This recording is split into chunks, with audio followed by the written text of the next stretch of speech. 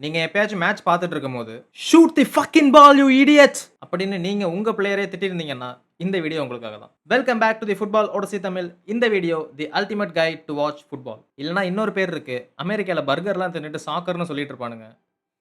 But ஃபுட்ட வச்சு தான் நம்ம ப்ளே பண்றோம். So football. ஒரு இன்சேன் ஃபுட்பால் கம்யூனிட்டியா நம்ம பில்ட் ஆயிட்டு இருக்கோம். ஸோ மறக்காம சீக்கிரம் போய் சப்ஸ்கிரைப் பண்ணிக்கோங்க. So what is football?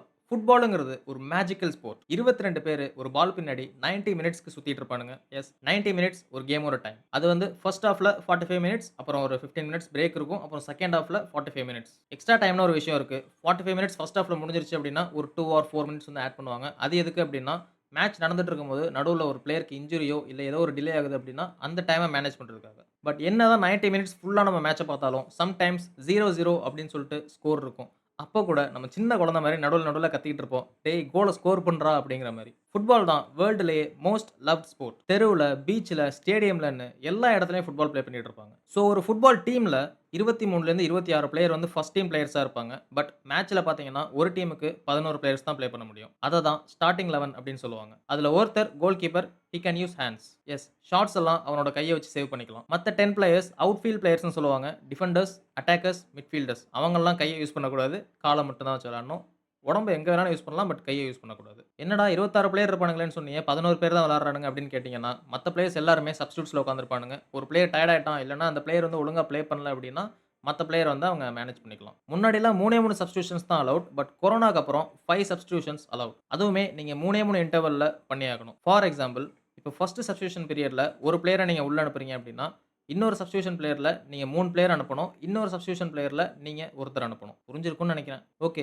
பேசிக் ரூல்ஸ்லாம் பார்த்துடலாம். தூங்கிராதீங்க. ஏன்னா கொஞ்சம் ஸ்பைசியாவே கொண்டு போயிடுறேன். ஃபர்ஸ்ட் டாஸ் போடுவாங்க. யார் அந்த டாஸ வின் பண்றாங்களோ, அவங்க வந்து எந்த பக்கம் நாங்க விளையாடலாம் அப்படின்னு சொல்லிட்டு முடிவு பண்ணிக்கலாம். பிட்சோட சென்டர்ல பால வச்சு, அந்த டாஸ வின் பண்ற டீம் பால வந்து கிக் ஆஃப் பண்ணிக்கலாம். அதாவது பால வந்து அவங்க ஸ்டார்ட் பண்ணிக்கலாம். மேட்ச் ஸ்டார்ட் ஆனப்பயும் இந்த கிக் ஆஃப் நடக்கும். ஒரு கோல் ஸ்கோர் பண்ணதுக்கு அப்புறமும் அந்த கிக் ஆஃப் நடக்கும். மேட்ச் ஸ்டார்ட் ஆகுறப்போ யார் வந்து டாஸ வின் பண்றாங்களோ, அந்த டீம் கிக் ஆஃப் பண்ணுவாங்க. கோல் ஸ்கோர் பண்ணதுக்கு அப்புறம், அந்த கோல் வந்து யார் வாங்கியிருக்காங்களோ, அவங்க கிக் ஆஃப் பண்ணுவாங்க. Next throw in. For example, இப்போ Real Madrid, Barcelona 2 team play பண்ணிட்டு இருக்காங்க அப்படின்னா, ரியல் மேட்ரிட் பிளேயர் மேல பட்டு பால் வந்து அந்த சைட் ஆஃப் த பிட்ச் மேல போயிடுச்சு. சைட் ஆஃப் த பிட்ச்க்கு அந்த பக்கம் போயிடுச்சு அப்படின்னா, நீங்க வந்து கிரிக்கெட்ல நடக்கிற மாரி ரோப்ப தாண்டி போய் பேக் ஃபிளிப்லாம் பண்ணி போய் கேட்ச்லாம் பண்ண முடியாது. பால் வந்து ஏர்ல இருந்தாலுமே சரி, அந்த லைன விட்டு அந்த பால் போயிடுச்சு அப்படின்னா, அந்த பால் வந்து த்ரோ இன்க்கு போயிரும். இப்போ ரியல் மேட்ரிட் பிளேயர் மேல பட்டு பால் வந்து சைட் ஆஃப் த பிட்ச்க்கு அந்த பக்கம் போயிடுச்சு அப்படின்னா, பார்சிலோனா பிளேயர் அந்த த்ரோ இன இனிஷியேட் பண்ணுவாங்க. நெக்ஸ்ட் கோல் கிக். கோல் கீப்பர் பின்னாடி ஒரு பெரிய லைன் போட்டிருப்பாங்க. இப்போ ரியல் மேட்ரிட் பிளேயர் ஒரு ஷாட் அடிக்கிறாங்க. பார்சிலோனா பிளேயரோட கையில கூட படல. அது வந்து எங்கேயுமே படாம பின்னாடி போயிடுச்சு அப்படின்னா, அத வந்து பார்சிலோனாவோட கோல் கீப்பர், அந்த கோல் கீப்பர் பக்கத்துல ஒரு பாக்ஸ் மாரி ஒரு லைன் போட்டிருப்பாங்க. அந்த லைனுக்குள்ள பால வச்சுக்கலாம். இல்ல அந்த லைன் மேல பால வச்சுக்கலாம். அந்த லைன தாண்டி பால வச்சு ஸ்டார்ட் பண்ணக்கூடாது. அந்த லைன் மேல பால வச்சு அவங்க வந்து கிக் பண்ணுவாங்க. அதுவே ரியல் மேட்ரிட் பிளேயர் வந்து ஷாட் அடிக்கும்போது, பார்சிலோனா பிளேயர் மேல பட்டு அந்த பால் வந்து நெட்ட தாண்டி போயிடுச்சு. அதாவது அந்த பேக் லைன தாண்டி போயிடுச்சு அப்படின்னா, அத வந்து கார்னர் கிக்ன்னு சொல்லுவாங்க. இப்போ இதான் போஸ்ட் அப்படின்னா, இந்த போஸ்ட்க்கு இந்த பக்கம் வந்து பால் வந்து போயிருக்கு அப்படின்னா, இந்த கார்னர வச்சு அந்த கார்னர் கிக்க இனிஷியேட் பண்ணுவாங்க. Next fowls. இது வந்து எல்லாருக்குமே தெரிஞ்சிருக்கும். ஒரு பிளேயர புஷ் பண்ணிட்டான்னா, ஒரு பிளேயர் வந்து இன்ஜுரி பண்ணிட்டான் அப்படின்னா, அப்போ வந்து ஃபவுல்ஸ்ன்னு சொல்லுவாங்க. அங்க வந்து ஃப்ரீ கிக் ஆர் பெனல்டி இது 2மே இருக்கும். கோல் கீப்பர் பக்கத்துல ஒரு பாக்ஸ் இருக்கும். அந்த பாக்ஸ் தாண்டி ஒரு பெரிய பாக்ஸ் ஒண்ணு இருக்கும். அந்த பாக்ஸ்க்குள்ள எந்த ஃபவுல் நடந்தாலும் உங்களுக்கு வந்து பெனல்டி நடக்கும். அதாவது 1 on 1 versus goal keeper. Goal keeper versus அந்த பெனல்டி டேக்கர். இதுதான் பெனல்டி ஷூட் அவுட். அதுவே அந்த பாக்ஸ்க்கு வெளியில ஃபவுல் நடந்துச்சு அப்படின்னா, அது வந்து ஃப்ரீ கிக்ன்னு சொல்லுவாங்க. அந்த பாக்ஸ்க்கு ரொம்ப தள்ளி அந்த ஃப்ரீ கிக் இருக்கு அப்படின்னா, அத வந்து செட் பீஸ் மாரி எடுப்பாங்க. ஒரு 4, 5 பிளேயர் அந்த இடத்துல நிக்க வச்சுட்டு, அத வந்து ஒரு டெலிவரி மாரி பண்ணி, இந்த பிளேயர்ஸ் வந்து அந்த கோல ஸ்கோர் பண்றதுக்கு ட்ரை பண்ணுவாங்க. அதுவே அந்த பாக்ஸ்க்கும் பக்கத்துல இந்த ஃப்ரீ கிக் இருக்கு அப்படின்னா, அத வந்து டைரக்ட்டாவே ஸ்கோர் பண்ண ட்ரை பண்ணுவாங்க. அப்போ வந்து கோல் கீப்பருக்கு ஒரு ஆப்ஷன் இருக்கு. தன்னோட பிளேயர்ஸ டிஃபெண்ட் பண்றதுக்காண்டி, அந்த பிளேயருக்கு கொஞ்சம் டிஸ்டன்ஸ்ல ஒரு வால் மாரி ஒரு 3, 4 பிளேயர்ஸ நிக்க வச்சு செட் பண்ணிக்கலாம். Next yellow card. இது எல்லாருக்குமே தெரிஞ்சிருக்கும். ஃபர்ஸ்ட் ஒரு வார்னிங் மாரி. இந்த ஃபவுல நீ பண்ணிட்ட. நான் இப்போ உனக்கு எல்லோ கார்ட் குடுக்குறேன். மறுபடியும் பண்ணீன்னா, இன்னொரு எல்லோ கார்ட் குடுப்பேன் அப்படின்னு அர்த்தம். 2 yellow card is equal to red card. Red card அப்படின்னா, பிட்ச விட்டு அந்த பிளேயர வெளியில அனுப்பிறது. இப்போ 11 பிளேயர் இருக்காங்க அப்படின்னா, அதுல ஒரு பிளேயர் ரெட் கார்ட் பண்ணிட்டாங்க அப்படின்னா, அந்த ரெட் கார்ட் பிளேயர் வெளிய போணும். அந்த பிளேயர ரீப்ளேஸ் பண்ண முடியாது. மத்த மினிட்ஸ் எல்லாமே அந்த 10 பேர வச்சு தான் அவங்க ப்ளே பண்ணி ஆகணும். ரெஃப்ரி வந்து ரெட் கார்ட ஸ்ட்ரெய்ட்டாவும் குடுக்க முடியும். இப்போ வந்து ஒரு சீரியஸ் ஃபவுல் ப்ளே நடந்திருக்கு. பாலே அவன் உதைக்கல. ஸ்ட்ரெய்ட்டா போய் அந்த பிளேயர் மேலே போய் உதைச்சுட்டான் அப்படின்னா, அது வந்து ரெட் கார்ட் அஃபென்ஸ். நெக்ஸ்ட் வந்து பொசிஷன்ஸ். நீங்க நெனைக்கிற மாரி பொசிஷன்ஸ் இல்ல. Goal keeper. கோல் கீப்பர் வந்து தன்னோட கைய யூஸ் பண்ணிக்கலாம். ஒரு பாக்ஸ் போட்டிருப்பாங்க. அந்த பாக்ஸ்க்குள்ள அவன் கைய யூஸ் பண்ணிக்கலாம். அந்த பாக்ஸுக்கு வெளியில அவன் கைய யூஸ் பண்ணான் அப்படின்னா, கோல் கீப்பருக்கு வந்து எல்லோ கார்டோ, இல்ல அந்த பாக்ஸுக்கு வெளியில கோல் கீப்பர் வந்து கைய யூஸ் பண்ணி அந்த பால டச் பண்ணான் அப்படின்னா, அந்த சிச்சுவேஷன் எப்படி இருக்குங்கிறத பொறுத்து. அது வந்து கோல் ஸ்கோர் பண்ற மாரி ஆப்பர்ச்சுனிட்டி ஆப்போனன்ட்க்கு அப்படின்னா, ஸ்ட்ரெய்ட்டா ரெட் கார்ட் குடுத்துருவாங்க. இல்ல அப்படின்னா எல்லோ கார்ட் குடுப்பாங்க. இன்னொரு விஷயம், இப்ப பார்சலோனா கிட்ட பால் இருக்கு. தெரிஞ்சே அந்த பார்சலோனா பிளேயர் கோல் கீப்பர்ட்ட பால வந்து கிக் பண்றான் அப்படின்னா, கோல் கீப்பர் கையால கலெக்ட் பண்ண முடியாது. அப்படி கலெக்ட் பண்ணான் அப்படின்னா, இன்டைரக்ட் ஃப்ரீ கிக் அப்படின்னு சொல்லிக் குடுப்பாங்க. அதாவது பெனால்டிலாம் குடுக்க மாட்டாங்க. எப்படியும் பாக்ஸ்க்குள்ள தான் கோல் கீப்பர் இருப்பான். அந்த பாக்ஸ்க்குள்ளேயே ஒரு ஃப்ரீ கிக், இன்டைரக்ட் ஃப்ரீ கிக்ன்னு சொல்லிக் குடுப்பாங்க. பட் ஒரு பிளேயர் வந்து ஷாட் அடிக்கிறான். அந்த ஷாட் வந்து அந்த டிஃபெண்டர் மேல பட்டு அந்த கோல் கீப்பர் வந்து புடிக்கிறான் அப்படின்னா, அது பிரச்சனை இல்ல. பட் நீங்க வந்து கான்ஷியஸாவே அந்த பால உங்க கோல் கீப்பர் கிட்ட கிக் பண்ணா, அந்த கோல் கீப்பர் அத கையால கலெக்ட் பண்ணக்கூடாது. கிக் பண்ணி தான் ஆகணும். நெக்ஸ்ட் டிஃபெண்டர்ஸ் ஒரு வால் மாதிரி அவங்களோட வேல அட்டாக்கர்ஸ ஸ்டாப் பண்றது. பட் இப்பல்லாம் டெக்னாலஜியா மாதிரி பால் பிளேயிங் டிஃபெண்டர்ஸ்ன்னு சொல்லி கொண்டு வந்துட்டானுங்க. அவங்களுமே முன்னாடி போய் அட்டாக்க பில்ட் பண்ணிட்டு இருக்காங்க. Next full backs. இப்போ வந்து மாடர்ன்ல விங் பேக்ஸ்ன்னு வந்துருச்சு. ஃபுல் பேக்ஸோட வேலை என்ன அப்டின்னா, உசேன் போல்ட் மாரி சைட் ஆஃப் த பிட்ச்ல முன்னாடியும் பின்னாடியும் முன்னாடியும் பின்னாடி ஓடி வந்துட்டு இருப்பானுங்க. அட்டாக்க ஸ்டாப் பண்ணுவாங்க.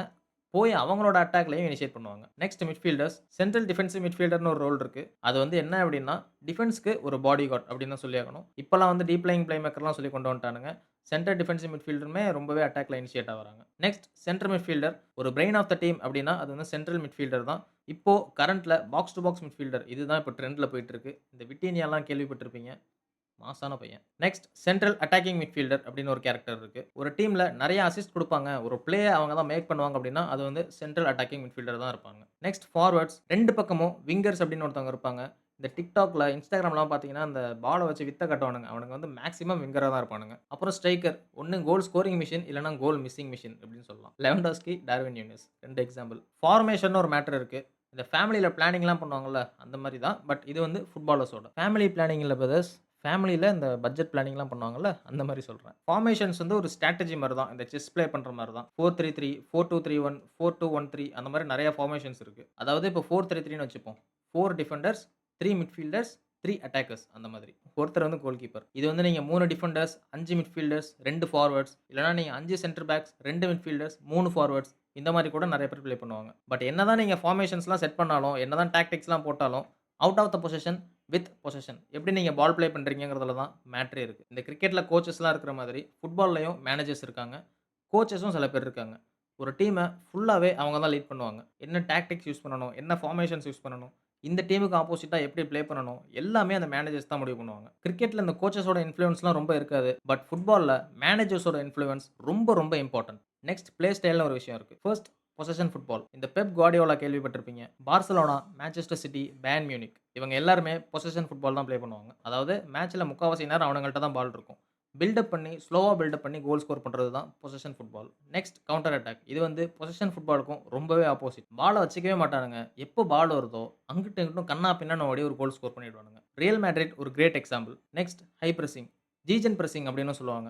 லிவர்பூல், PSG இந்த 2 டீமையும் க்ளோஸா வாட்ச் பண்ணீங்கன்னா, இந்த பிளே ஸ்டைல் உங்களுக்கு தெரியும். பால அந்த விரட்டுவானுங்க. கடைசியில லாங் பால் எஃப்சி. அதாவது பால் வந்துருச்சு அப்படின்னா, உடனே ஒரு லாங் பால போடுவாங்க. இந்த பிட்ச்லேருந்து அந்த பிட்ச்சுக்கு லாங் பால போட்டு கோல் ஸ்கோர் பண்ண ட்ரை பண்ணுவானுங்க. இந்த பிளே ஸ்டைல் மான்செஸ்டர் யுனைட்டட் நம்ம டீம் தான். இவனுங்க தான் விளையாண்டுட்டு இருப்பானுங்க. Next clubs. Thousands of club world வைட்ல இருக்கு. பட் யூரோப்பியன் ஃபுட்பால் தான் வேர்ல்டுலயே famous. Manchester United, Real Madrid, Barcelona, Liverpool, PSG அப்படின்னு சொல்லிட்டே போலாம். நீங்க என்ன ஃபுட்பால் பார்க்கல அப்படின்னா, ஃபர்ஸ்ட்டு என்ன பண்றீங்க? ஒரு கிளப்ப சூஸ் பண்ணுங்க.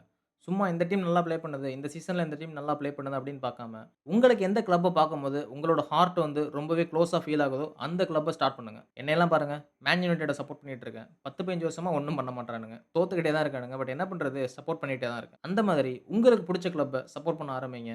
Trust me you will love that football. ஏதாச்சும் கொஞ்சம் ஃபுட்பால் பத்தி தெரிஞ்சுச்சு இந்த வீடியோவ பார்த்தோம் அப்படின்னா, ஒரு லைக் போட்டு ஃபாலோ பண்ணிருங்க. ஃபுட்பால் ஒடிசி தமிழ் நம்ம யூடியூப் சேனல் சப்ஸ்கிரைப் பண்ணி நம்மளோட ஃபுட்பால் கம்யூனிட்டியில ஜாயின் பண்ணுங்க. ஒரு இன்சேன் ஃபுட்பால் கம்யூனிட்டியா நம்ம பில்ட் ஆயிட்டு இருக்கோம்.